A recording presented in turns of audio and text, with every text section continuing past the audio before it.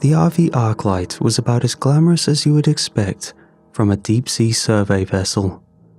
A flat grey hull stained from salt spray, a deck cluttered with rigging and cable drums, and a permanent smell of hydraulic fluid that seeped into your clothes no matter how many showers you took.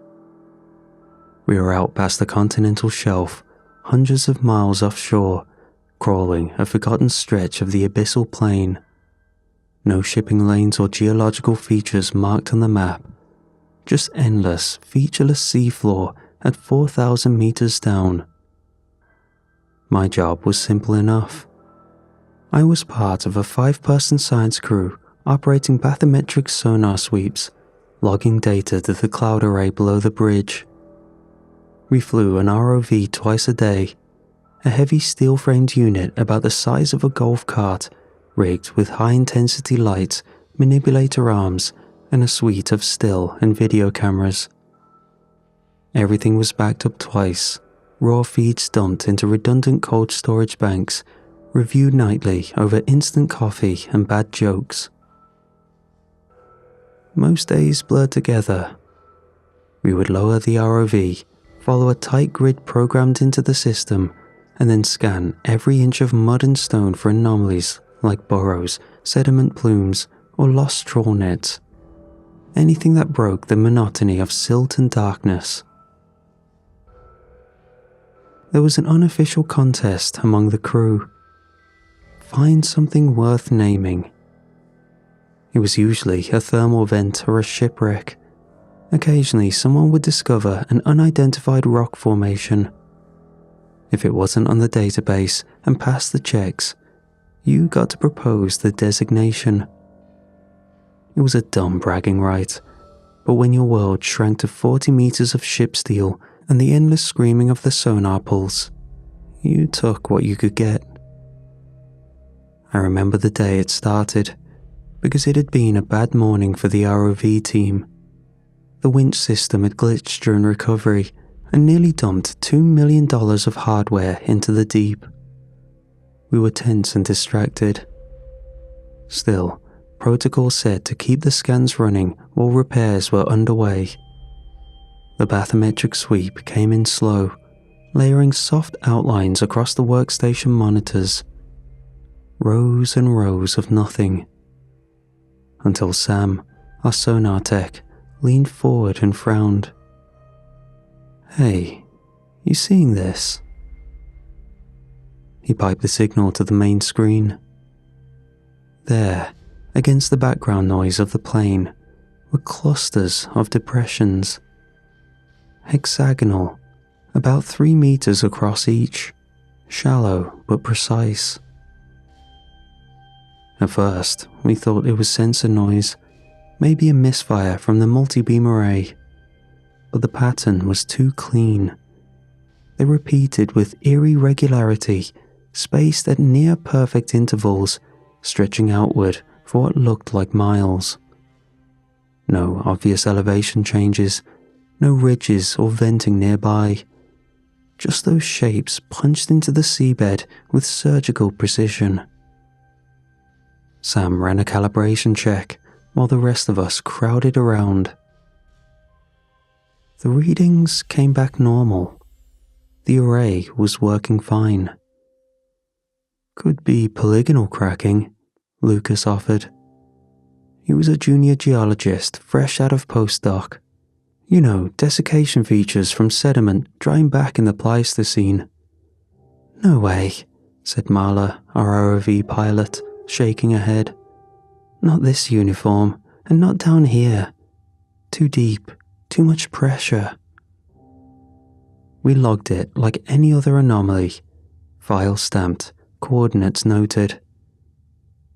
Nobody said it out loud, but you could feel it in the room. The slight thrill, the unspoken possibility. Maybe this was the thing we could get to name. We decided we would send the ROV back down first thing after repairs.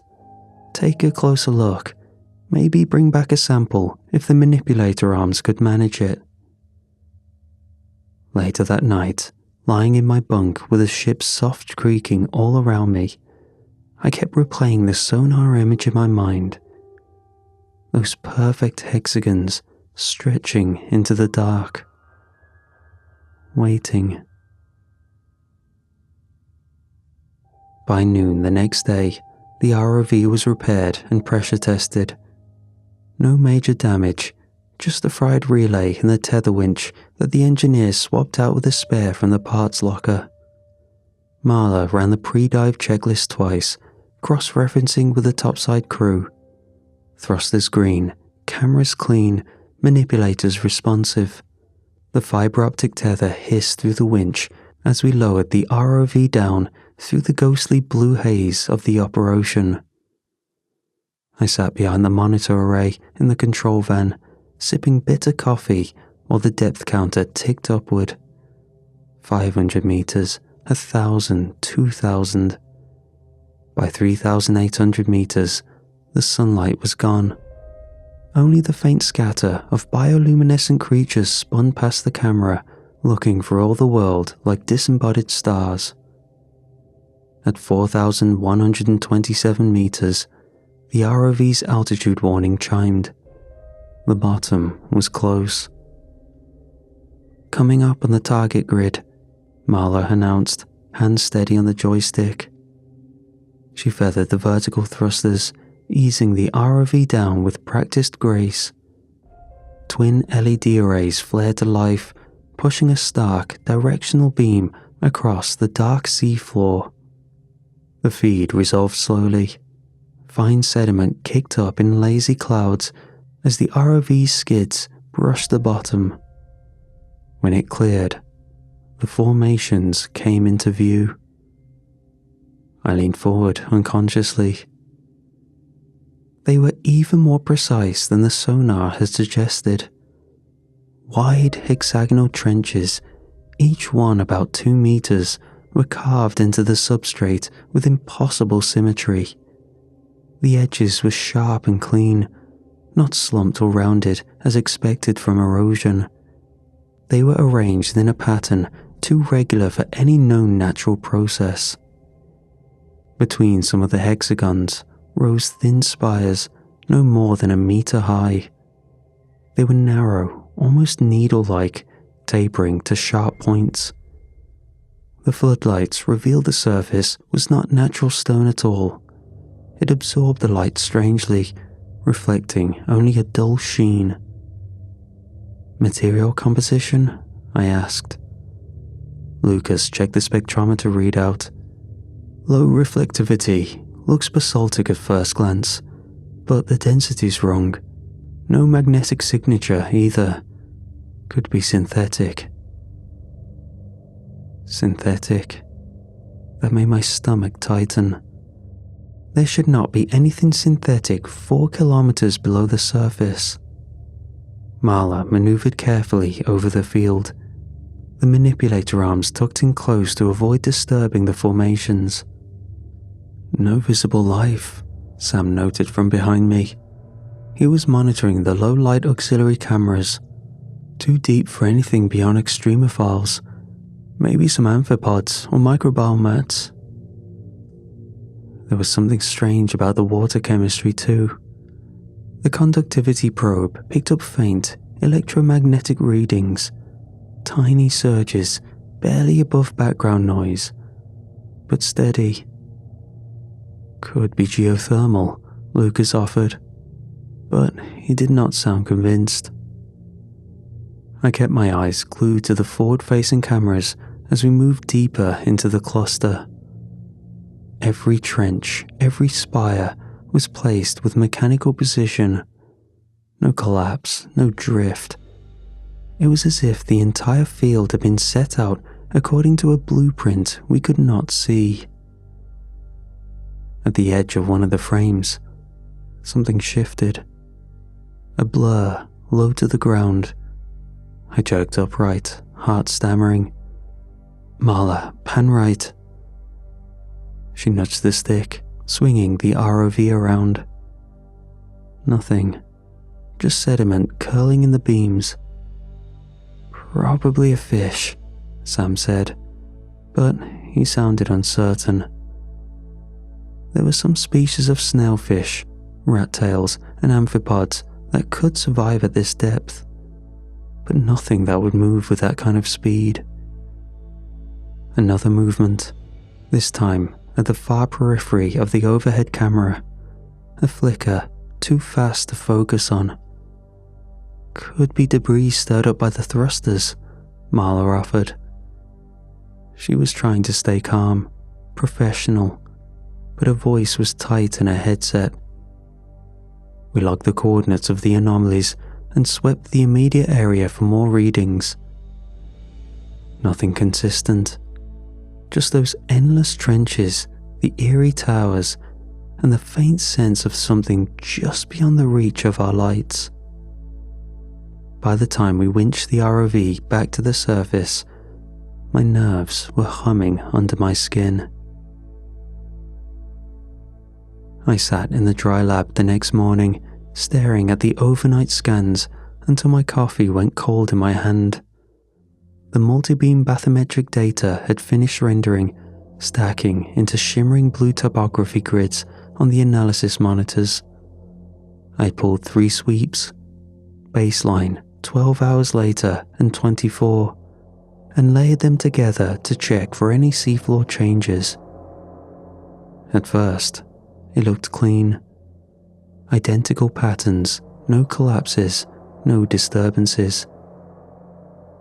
Then Marla slid into the chair next to me and pointed with a stylus at a cluster near the site's northern edge. "Doesn't this look weird to you?" I leaned in. 6 depressions, all hexagonal, arranged in a loose arc. Another 7 clustered just below them, 5 more to the west. I ran a quick measurement tool over them. The distances between the pits varied a little, but not enough to call random. There was a rhythm to it. "Coincidence," I said, mostly to convince myself. "Pareidolia, our brains want to find patterns." Marla wasn't convinced. She chewed her pen cap and tapped the open ship's internal manifest, a digital diagram showing crew's quarters, lounges, labs, and shared spaces. She tilted her head. "Humour me. Look." She overlaid the manifest atop the bathymetry render. It was not perfect, but it was close enough to stiffen the hair along my arms. The largest grouping on the seafloor roughly matched where the gallery and the rec room sat on the ship. The 5 smaller pits aligned roughly with the forward cabins, my bunk among them. We sat there for a long time without speaking. By lunch, word had spread. Half the crew jammed into the lab to look at the scans. Opinions split fast. Some said it was pure chance, that it was just rocks, debris fields shaped by currents we didn't yet understand. The others grew silent, thinking about how the ship creaked at night, how the sonar would sometimes ping back false returns. The tension was palpable. Meals grew quieter. You could feel it shift in the air, heavier, harder to shake. Conversations stayed locked on surface topics, instrument calibrations, generator cycles, and food rations. Nobody spoke about how the walls seemed to hum when you were alone. Sleep came hard. I woke once around 3 a.m., heart hammering, cold sweat soaking the sheets. In the darkness, I thought I heard something tapping rhythmically against the hull, distant and slow, like something running the pads of its fingers down the ship's spine. No one admitted to hearing it when I asked around in the morning, but no one denied it either. Then came the update from the overnight automated ROV mapping run. A new structure had appeared. It had not been on any previous pass, verified by time-stamped footage and sonar sweeps. It was shaped differently. No perfect geometry this time. Instead, It was slightly irregular, almost anatomical. A stretched oval embedded into the silt, textured in a way the data could not fully resolve. Marla printed out the overlay and pinned it up next to the others. She added a sticky note underneath it. "It's watching." Nobody laughed. We launched the second ROV dive just after sunrise under a sky smeared thin with silver clouds. No one ate much that morning. Even the engine noise seemed muted as we craned the ROV back overboard, letting it sink into the depthless dark. The cable unspooled in measured whirs from the A-frame, tension sensors ticking numbers into the console by my knee. We dropped fast, following the same descent vector as the previous night, straight back to the mapping site. At about 3,800 meters, the lights kicked on, cutting long cones through the water full of swirling silt. The first glimpses of the seafloor came seconds later. The original formations were still there, silent black trenches, neat towers of matte material. But now, something new sat among them. It did not look natural. Manning the camera controls beside me, Marla zoomed in carefully, nudging the pan with a slow, steady hand. The new structure rose out of the silt, maybe 3 meters high, much more complex than the clean hexagonal pits. It looked skeletal, almost bony in its angles, thin arches intertwined at strange geometries that no natural basalt or limestone formation would have made. At its base, embedded in the seafloor, something caught the light. I leaned forward, squinting at the monitor. A spiral, deeply etched into the silty plane. No, more than etched. It had dimensionality and stood raised, shallow ridges of black material rising into the water, curling tightly into a pattern. Marla cursed under her breath. I toggled the data overlay on the screen. The plotted course of the arc light from the last 3 days appeared in green lines. It matched perfectly. The spiral mirrored the ship's path through the survey area, down to the minor course corrections logged by the autonav. We had not transmitted those paths outside the vessel. There was no broadcast, no relay. That pattern should not have been accessible to anything except our internal systems. The realization hit like a cold slap. Whatever was down there, it was not just reacting to our presence. It was tracking us. It was learning. Marla swung the ROV in closer, aiming to capture a better angle of the spires. The feed stuttered as the ROV's shadow passed over the new structure. Static bled across the screen. Status lights on the pilot board flickered. A deep, vibrating hum rattled through the ship's deck plates. "Back her off," I barked. Marla immediately reversed the thrusters, pulling the ROV out to a safer standoff distance. The noise eased, but not completely. Instruments on the readout panels pulsed faint red warnings, voltage drops, minor system faults. It was not damaged in the traditional sense. It felt closer to interference or corrosion happening in real time. Marla muttered, scanning the status lights. "It's like it's eating the signal." I keyed into the shipboard internal channel. "ROV team to bridge. We are getting electromagnetic disruption at the dive site. Adjust passive scanners and prep for possible early retrieval." "Copy that, ROV team. Monitor vitals and advise." We floated the ROV higher, switching off unnecessary systems to conserve power. The feed cleaned slightly, enough to get one last slow pan over the field. The new skeletal structure was not alone. Further out, just at the edge of floodlight range, another small formation began taking shape. It bulged out of the silt, dark and ridged, the way barnacles first cling to a ship's hull.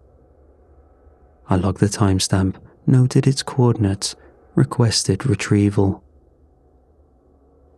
The ROV rose steadily, whining as it climbed through the cold weight of the abyss. As the winch hauled it back onto the deck, I caught Marla watching the monitors a second longer than necessary. "Did you see it?" she asked, voice low.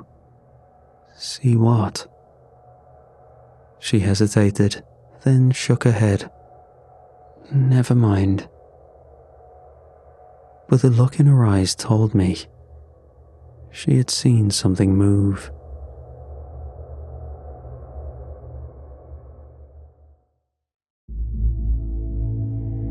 The mood on the Arclight soured by the next day. The meals were even quieter, conversations clipped at the edges. No one said it out loud yet, but the divide was growing. Marla paced the lounge in short, sharp bursts, arguing with Ethan, our senior hydrographer. "We should pull the anchor and get the hell out," she snapped, voice cracking under the strain. "This isn't natural. It is not geology. It's not life as we know it either." Ethan, ever the opportunist, folded his arms and shook his head. "You realize what this could mean? If we're the first to document a non-biological sentient structure, do you understand the weight of that? Careers are made of less." His voice had a note of desperation. I remembered the early days of the voyage, how we used to joke about finding the next Challenger deep, about naming some underwater canyon or thermal vent after ourselves. The competitiveness was baked into the blood of every research ship crew. Now, it sounded pathetic, hollow. I said nothing. Instead, I chewed my breakfast slowly, watching the tension strangle the room. Later, while rerunning bathymetric sweeps, I caught Sam, our sonar tech, staring too long at the screen, jaw slacked. He pointed at the data traces, deep harmonic ripples that had not been there before, slight deviations, faint signatures repeating deeper and deeper in the water column. "Feels deeper than it should," he mumbled. "Feels like falling." No one was sleeping much. Whenever I did doze off, I dreamt of those spirals, dreamt of standing barefoot on the sea floor, staring up at towering black spires that stretched forever into a starless sky. No water, no pressure, just the endless sensation of sinking. We launched another ROV dive that afternoon. None of us wanted to say it was stupid, but every glance said it. The ocean was calm above, but the field looked different again when the ROV hit the bottom. A new structure stood near the original cluster. Marla controlled the ROV with tight, nervous flicks of the joystick, angling the floodlights to frame it fully. The spire was taller than the others, irregular. Where the other ones had a machine symmetry, this one bent slightly, top-heavy, almost humanoid. There were jutting shapes where arms should have been, a rounded dome where a head might be. The radio crackled. Marla's voice came thin and wired from the control booth. "You seeing this?" Ethan, hovering behind her, whispered, "It's copying." No one dared breathe too loudly. Marla nudged the ROV closer, attempting a slow orbit around the figure for better imaging. The starboard thrusters engaged, humming softly through the deck. Halfway through the sweep, The ROV jerked to a sudden halt. Red alarms blinked across the piloting console. Tether tension spiked. "Damn it, tether snag," Marla cursed, hands flying over the controls, trying to reverse the motors. The ROV barely budged. I switched to the rear camera feed, squinting. Something had latched onto the tail end of the vehicle. Nothing mechanical, nor a net or debris. It was something organic. It looked fibrous, like strands of thick kelp, but the way they gripped and flexed against the pressure was all wrong. They merged seamlessly into the black material of the surrounding structures. We ran emergency retrieval protocols, tugging manually through the winch, but it held fast. We could not rip it free without risking the whole tether system.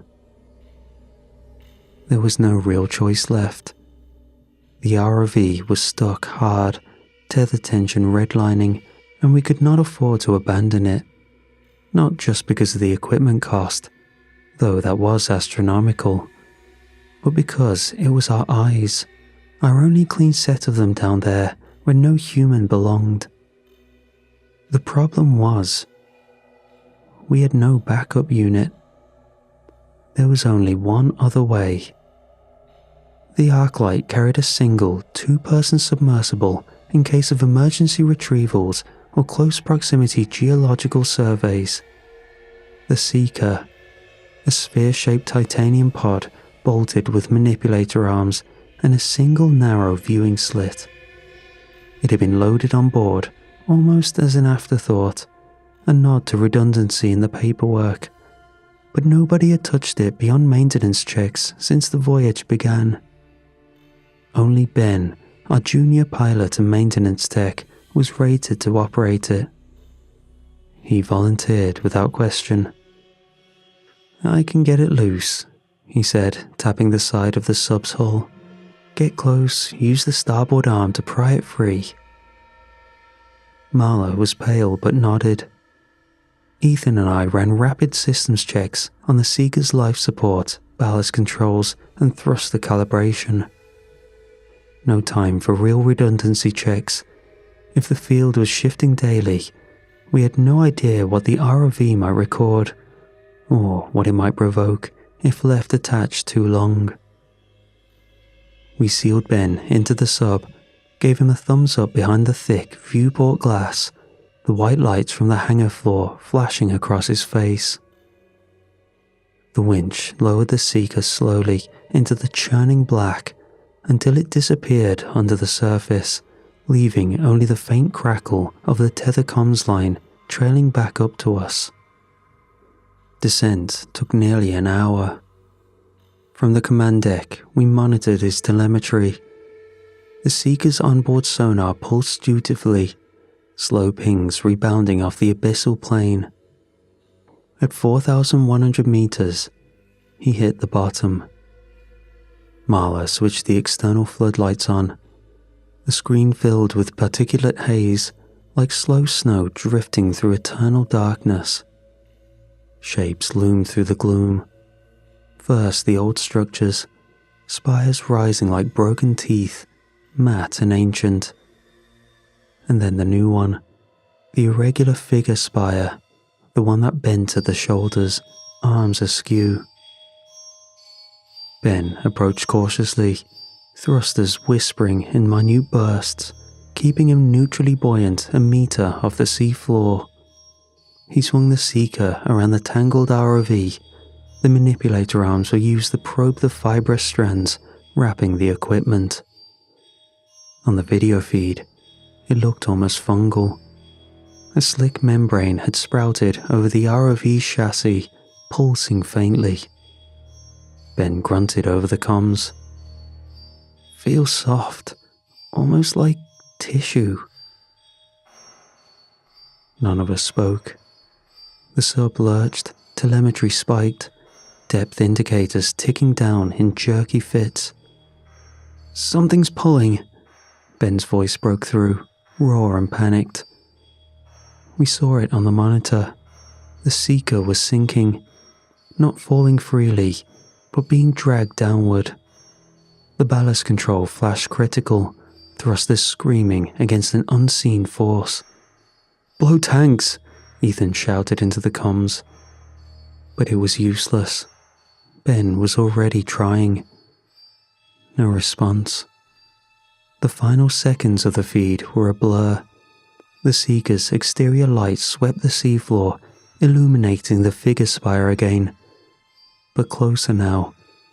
Distorted, twisting inward. The ROV appeared briefly in the frame, still cocooned in that alien growth. And behind it, where the trench dipped into darker folds, more shapes waited. Larger ones. The feed cut to black. Chaos rippled across the arc light. Ethan and Marla scrambled at their stations, shouting across the deck as the last telemetry from the Seeker flatlined. The small submersible's depth indicator had frozen at an impossible number beneath the designated operational range, and then blinked out. No visual feed, no external sonar ping, only the droning emptiness of the abyss beyond the hull. I stayed, glued to the ROV console. The tether was still functional, but barely. Battery drain warnings pulsed at the corner of the monitor, the autonomous systems fighting to stay alive. I twisted the joystick, panning the external camera, one slow, deliberate sweep across the field of formations. Something caught the edge of the frame. Where before the spires had stood in jagged randomness, there was now a new structure, right on the fringe of the disturbed trench where Ben had been pulled under. It was still forming. Not rock, not coral, no slow geologic patience here. This was something birthing itself from the seafloor, extruding and reshaping in real time. Tendrils of blackened material writhing inward, knitting together. We watched in horrified silence as it thickened and took on contour and form. The beginnings of a figure coming into shape. Marla cursed softly, backing away from the screen. Ethan stood there, arms crossed, white-knuckled against his own ribs. "This cannot be natural," he muttered. I tried to turn the camera again, angling toward the last known position of the Seeker, hoping maybe Ben had escaped, hoping there would be a light, a moving object, anything to suggest he had somehow gotten free. Nothing. Only blackness. I rotated back to the formation instinctively, scanning for landmarks. But the figure was gone. The seafloor was bare again. The ROV's battery warning flashed critical red. I powered down the external lights to conserve energy for the tether systems. Across the deck, Ethan was flipping through the passive sonar array, rerunning diagnostics. We could not use active sonar now, not with certainty that Ben, or whatever remained of him, was not near the hull. The shockwaves from an active ping could shatter a manned submersible if it was close enough. Ethan leaned into the console, frowning harder. "I've got something," he said. A faint contact, a return on passive sonar. It was moving toward us, fast. No surface ships within range, no known subs, no other research vessels were in this quadrant. We were supposed to be alone out here for another 2 weeks. Marla grabbed the emergency flare protocol and hovered near the distress beacon switch, but I shook my head. No sense signaling. Whatever was coming already knew where we were. The contact was smooth, steady, gliding without turbulence, closing distance too cleanly. Ethan adjusted the gain. An outline began to coalesce on the sonar projection. a shape nearing the Arclight's hull, small compared to the ship, but just the right size for something like the Seeker. Marla exhaled sharply, almost a sob. "It's Ben," she whispered. I kept my hands clamped tight on the edge of the console to stop them from shaking. If it was him, if somehow he had gotten free, he would have radioed by now. The Seeker's comms were silent. Completely, murderously silent. The contact reached the vessel. Docked. The ship lurched slightly, a vibration through the steel underfoot that carried the moon pool all the way to the bridge. The crew instinctively turned toward the access corridor that led down to the moon pool bay, leaving to see what had docked. I stayed at the console, the black screens offering no guidance, no comfort. The ROV was dead now, severed from us, blind and powerless.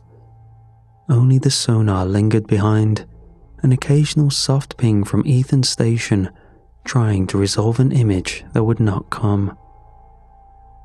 Marla's voice cracked through the intercom from below, tight and strained. "Contact at the submersible dock. It's the Seeker. Looks intact. No visible damage." Through the deck speakers, Marla's voice again, higher pitched. Ben's here. Just stepped out. Looks normal. Says he's fine." I stayed frozen in my chair, staring at the dead ROV feed. A flicker of movement caught in my eye. The passive sonar was still active in the corner, and there was a side utility window no one had touched. An object was drifting past the ship's bow, slow and aimless. Curious, I toggled the camera, hoping for a glimpse before the power fully died.